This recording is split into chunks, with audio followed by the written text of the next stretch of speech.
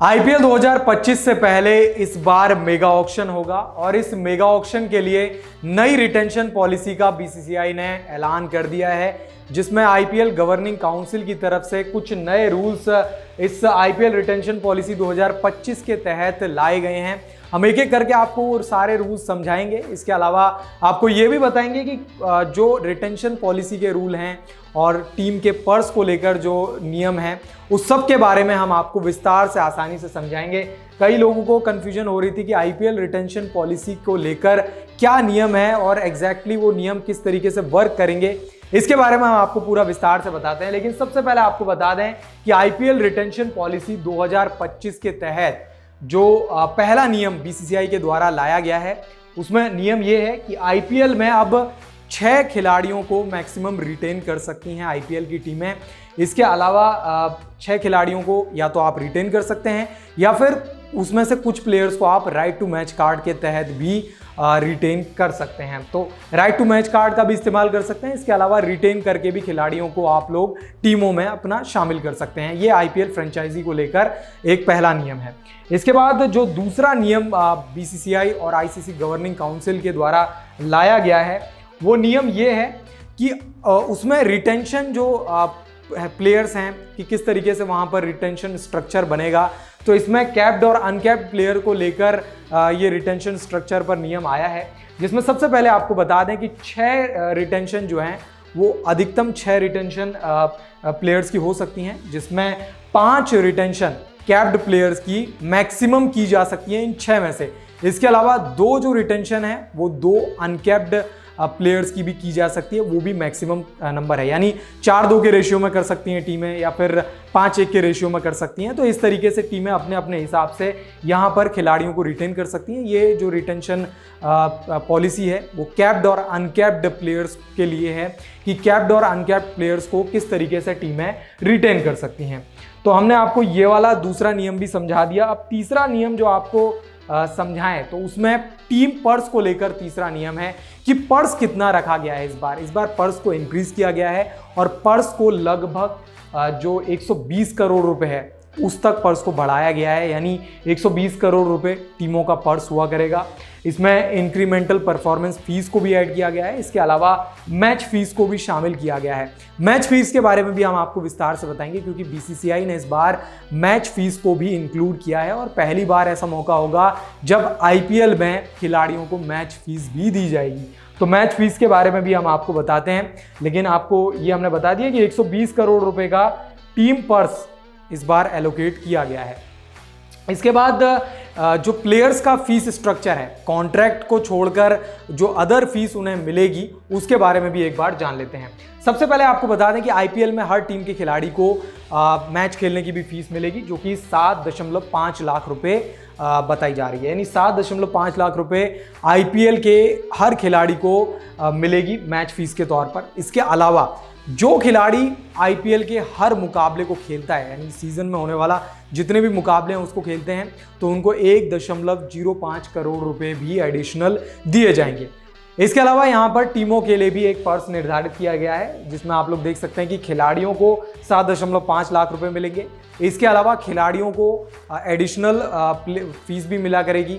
तो इस तरीके से यहाँ पर फीस का स्ट्रक्चर ये हमने आपको बता दिया कि फीस का स्ट्रक्चर किस तरीके से यहाँ पर इस बार आईपीएल में देखने को मिलेगा।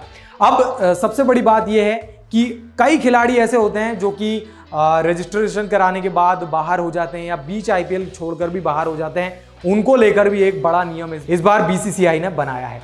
तो सबसे पहले आपको बता दें कि ये नियम खास विदेशी प्लेयर्स के लिए है। विदेशी प्लेयर्स को स्पेशली मेगा ऑक्शन के लिए यहाँ पर रजिस्ट्रेशन कराना पड़ेगा।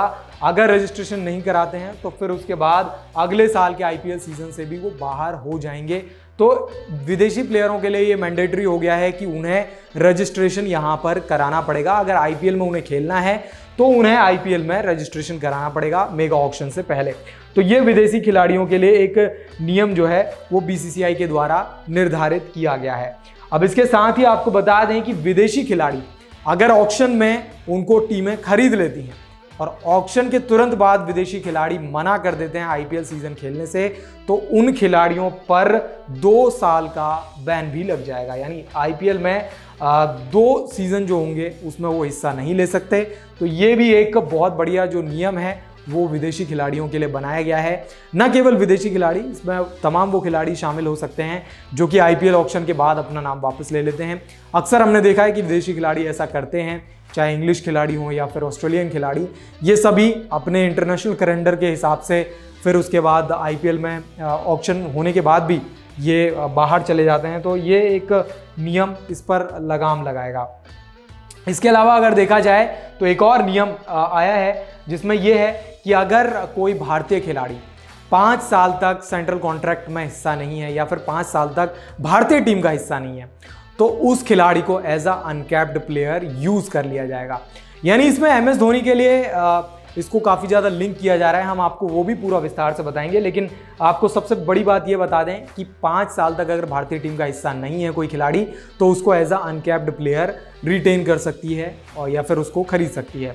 तो इसमें सबसे बड़ी बात यह है कि एमएस धोनी जो कि पिछला जो अपना आखिरी इंटरनेशनल मुकाबला खेले थे वो 2019 में खेले थे, तो 19 से अब जो अगला आईपीएल सीजन है 2025 उसमें 5 साल वो पूरे कर लेते हैं। तो ऐसे में अगर देखा जाए तो एमएस धोनी आईपीएल खेलने के लिए एलिजिबल हो जाएंगे एज अ अनकैप्ड प्लेयर। यानी सीएसके फैंस और धोनी फैंस को एक बड़ी खुशखबरी मिल सकती है। अगर एमएस धोनी अपने आप को अवेलेबल रखते हैं तो सीएसके के लिए एक बार फिर वो दिखाई दे सकते हैं। अब इसके अलावा कई लोगों के मन में ये भी सवाल होगा कि आरटीएम क्या होता है, यानी राइट टू मैच कार्ड क्या होता है, वो भी आपको एक बार हम बता देते हैं।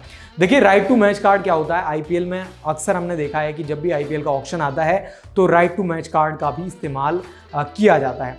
तो राइट टू मैच कार्ड का मतलब ये है कि सपोज करिए कि एक खिलाड़ी हैं रोहित शर्मा, जिन्हें मुंबई इंडियंस मान के चलिए रिटेन नहीं करती हैं मेगा ऑक्शन से पहले। तो इसके बाद जब ऑक्शन में वो जाएंगे तो अगर आरसीबी की टीम उन पर 10 करोड़ रुपए के हिसाब से एक बोली लगा देती है और वहाँ पर बोली क्लोज हो जाती है, तो उसके बाद मुंबई इंडियंस एक राइट टू मैच कार्ड का इस्तेमाल करके आरसीबी से वो खिलाड़ी ले सकती हैं। यानी रोहित शर्मा आरसीबी से मुंबई इंडियंस में जा सकते हैं। तो ये तो राइट टू मैच कार्ड का कॉन्सेप्ट हो गया। अब इसके साथ ही इसमें भी एक नया नियम जोड़ा गया है। यानी अगर जिस टीम ने प्लेयर पर बोली लगाई होगी, अगर उस टीम का वो टीम अगर मान के चलिए दूसरे टीम को वो प्लेयर दे देती है, तो उस टीम को राइट टू मैच कार्ड एक और मिल जाएगा, यानी एक और आरटीएम कार्ड उनको मिल जाएगा। तो ये एक नया नियम ये उसमें भी आया है। इसके अलावा अगर देखा जाए तो इम्पैक्ट प्लेयर को लेकर भी एक बड़ा नियम आया है। इम्पैक्ट प्लेयर जो रूल है वो 2027 तक आईपीएल का हिस्सा बना रहेगा। तो ये कुछ नए नियम हैं जो कि आईपीएल रिटेंशन पॉलिसी के तहत आईपीएल गवर्निंग काउंसिल के द्वारा लागू किए जाएंगे और आईपीएल 2025 से 2027 की साइकिल में ये नियम अब लागू रहेंगे। तो देखना दिलचस्प रहेगा कि आईपीएल ऑक्शन किस तरीके से होता है और इन नियमों का किस तरीके से बीसीसीआई इस्तेमाल करती है। इसी तरीके की तमाम स्टोरीज के लिए वन इंडिया हिंदी के साथ बने रहें।